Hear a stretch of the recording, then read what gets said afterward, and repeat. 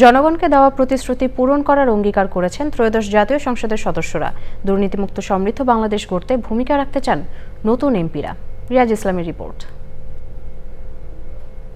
অনুষ্ঠানে যোগ দিতে সকাল থেকেই সংসদ ভবনে আসতে থাকেন নবনির্বাচিত এমপিরা।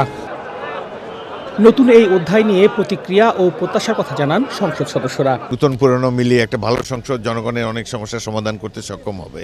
প্রত্যাশা হচ্ছে বাংলাদেশের জনগণের গণতান্ত্রিক রাজনৈতিক সাংবিধানিক অধিকার ফিরে পাওয়া। এখন প্রত্যাশা একটাই, দিনরাত কাজ করব জনগণের জন্য। 17 বছরে দেশের যে অবক্ষয়, বিভিন্ন পর্যায়ের আইন বলে সমস্ত কারণে সেই আইন বিনির্মাণে আমরা কাজ করব। সততার সাথে নিষ্ঠার সাথে দেশের কল্যাণে কাজ করতে পারে দোয়া করবেন। বিরোধী দলের গঠনমূলক ভূমিকার প্রত্যাশার কথা জানান বিএনপি এমপিরা। জনগণের ওয়াদাগুলো অক্ষর অক্ষরে পালন করব এবং তারেক রহমান সেটা পালন করার সক্ষমতা অর্জন করেছে। জনগণ তাকে সমর্থন দিয়েছে। আমি বিরোধী দলকে অনুরোধ জানাবো, গঠনমূলক সমালোচনা করে আমাদেরকে সহযোগিতা করুন। বাংলাদেশের না শুধু বিশ্বের প্রত্যাশা যে এই সংসদ, এই সরকার, এই বিরোধী দল আগামী দিনে গণতন্ত্র প্রতিষ্ঠায়, অর্থনীতি পুনরুদ্ধারে এবং সার্বিক উন্নয়নে একটি সমৃদ্ধ বাংলাদেশ গঠনে এগিয়ে যাবে।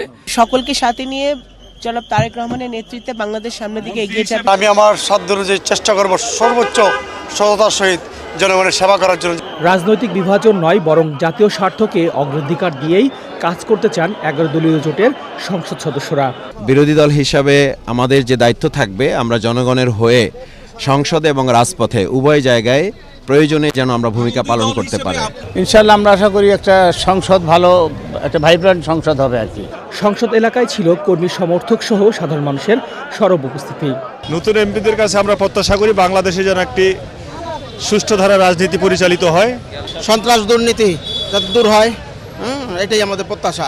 মানুষ ন্যায় বিচার পাক এবং দুর্নীতি মুক্ত একটি বাংলাদেশ হোক। সারা বাংলাদেশে যেন আমাদের প্রত্যাশা স্বৈরাচারের মতন যেন না হয়। শপথ ঘিরে সংসদ ভবন এলাকায় নেওয়া হয় কয়েক স্তরের নিরাপত্তা ব্যবস্থা।